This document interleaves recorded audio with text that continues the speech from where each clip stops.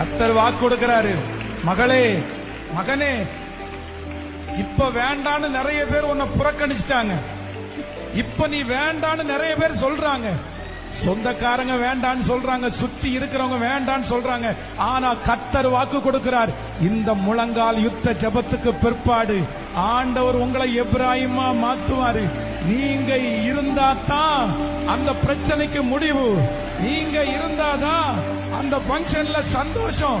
உங்களை சத்துருக்கு முன்பாக நான் உனக்கு ஒரு பந்தியை ஆயத்தப்படுத்தி உன் தலையை எண்ணெயினால் அபிஷேகம் பண்ணி உன் பாத்திரத்தை நிரம்பி வழிய பண்ணுவேன். நம்புறவங்க கரங்களை தட்டி, முழு பலத்தோடு கரங்களை தட்டி எஸ் எஸ் பிரைஸ்.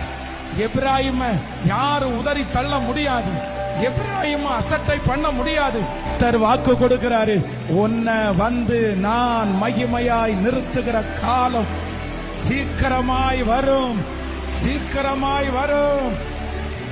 ஓ தகப்பனே தகப்பனே,